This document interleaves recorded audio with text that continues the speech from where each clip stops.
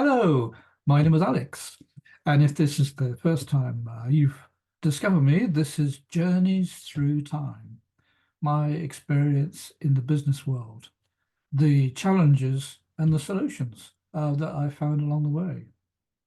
And if you haven't discovered me, then please do like and subscribe because there has been 19 episodes so far. So please follow the journey so far. And if you are returning, welcome back because this is episode 20.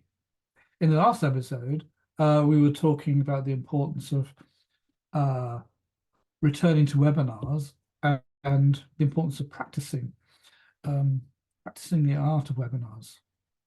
In this episode, I'm talking about how how important building out your online presence and activity is.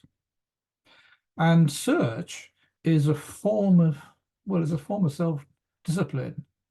And to quote a few sayings, Rome was not built in a day, and walking a mile cannot be achieved by taking the first step alone. So what I wanted to cover today is, searching and learning how to search is a discipline. And the reason it's important to do over a longer period and not be something that's instant is that no one knows who their audience is when they start out. You might think you do, but it's really only when you get responses do you get your first clues. And this is a subtle difference here between the audience you think you want and the audience that you ultimately need.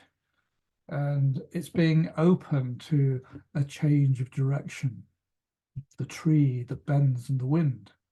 And so how do you do this in the LinkedIn world? Well, it's what is known as searching the Boolean way. And of course, looking for your audience is about finding your keywords.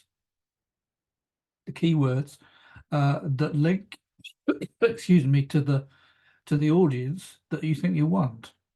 And it's a question of testing it to see what results you get.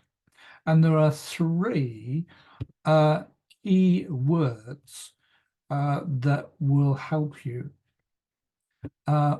deciding whether these keywords or phrases are important. And they are and, or, and not. So when you are searching for keywords or phrases, putting them in quote marks limits, puts them in little bubbles. So when using the and you're using more than one keyword, you are saying that a search may return search A and B. So are you looking for both? If you use the word or, you are saying, do you want either or? And if you include the word not, you are saying, I don't wish to see a result with this particular keyword or phrase. And of course, what makes it powerful then, having tried them independently, is to start using combinations of them. And there are ways and means to do this. But one of the most important things you must do when doing searching is that when you get an interesting set of results, get in the habit of saving them. And in a purely LinkedIn environment, it's a question of saving the URL, the strip of text describing the website name. They always end in a very long code that no one can make any sense of. But as long as you copy it and put it somewhere and begin building up a document of your search results, because the ones you like, you can return to them and they won't.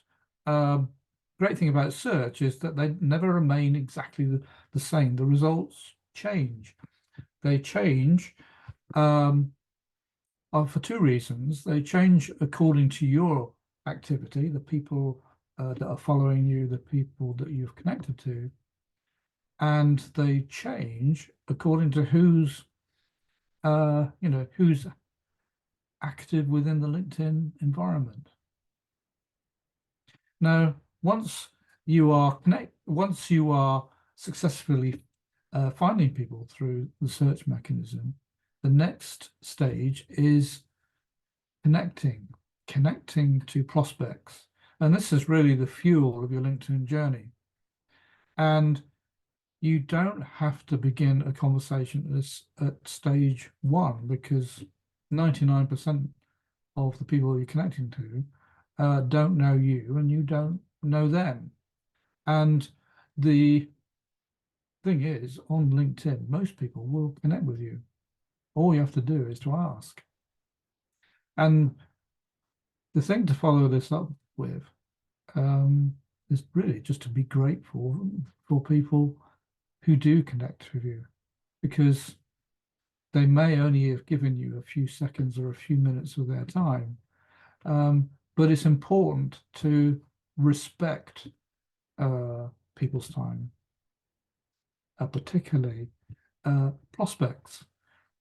So the things I would pass on to you in terms of learnings is that searching is a long game, and it's worth playing it. And in terms of how many invites, well, you should maximize your invites, your connection requests. And that means hitting linked in natural connection limit, depending on what your account limit is. And lastly, be grateful for connections, because it's the beginning of a journey for yourself and potentially your prospects. And the larger your network, the larger your network can become in the future. So in a future episode, we'll be building on this searching. In the next video, the next episode, I shall be touching on a different subject. All right, see you then.